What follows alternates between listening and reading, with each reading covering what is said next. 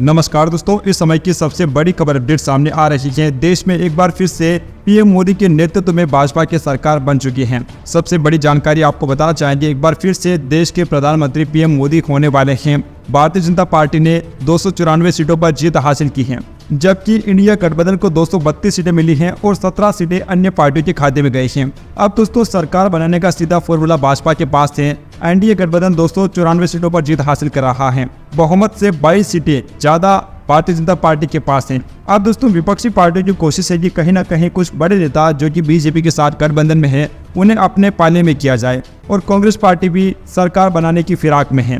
लेकिन दोस्तों आपको बताना चाहिए कि भाजपा ने बहुमत हासिल कर लिया है और भाजपा के जो भी सहयोगी हैं उन्होंने भाजपा को ही समर्थन देने का ऐलान किया है। अगर दोस्तों हम पार्टियों के हिसाब से देखें तो भाजपा के आसपास कोई भी पार्टी नहीं है। अकेले बीजेपी ने 243 सीटें जीती हैं, जबकि कांग्रेस पार्टी 99 सीटों पर ही जीत हासिल कर पाई है।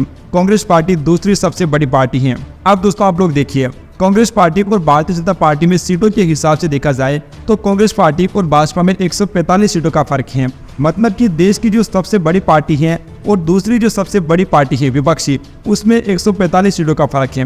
कांग्रेस पार्टी ने जितनी सीटें जीती हैं उससे 1.5 गुना ज्यादा सीटें तो भाजपा उनसे आगे हैं।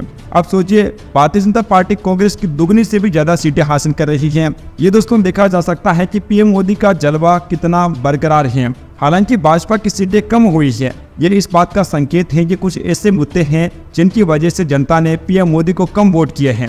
दोस्तों आप देश की जनता हैं, आपको मालूम होना चाहिए कि कौन से मुद्दों की वजह से भाजपा को कम वोट मिले हैं। नीचे हमें कमेंट बॉक्स में बताइए।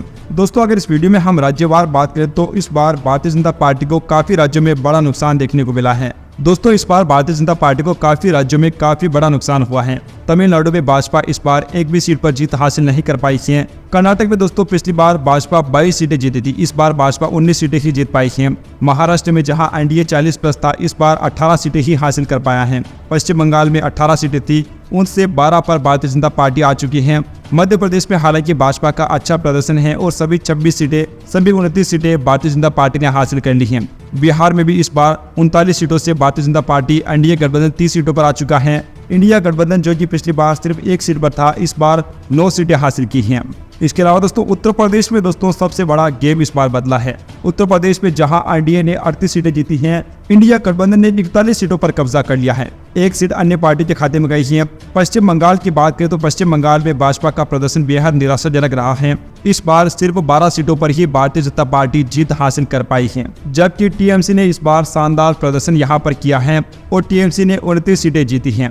राजस्थान जैसे राज्यों में इस बार काफी बड़ा नुकसान हमें भाजपा को देखने को मिला है, जहां पिछले 2 चुनाव से लगातार भाजपा सभी सीटों पर कब्जा कर रही थी। राजस्थान में इस बार इंडिया गठबंधन को 11 सीटों पर जीत मिली है और 14 सीटें बीजेपी के पाले में गई हैं। तो दोस्तों राजस्थान के अलावा कई ऐसे राज्य हैं जहां पर भाजपा को पहले प्रचंड बहुमत मिला करता था, सीटें मिला करती थी, वहां पर इस बार काफी बड़ा नुकसान हमें देखने को मिला है।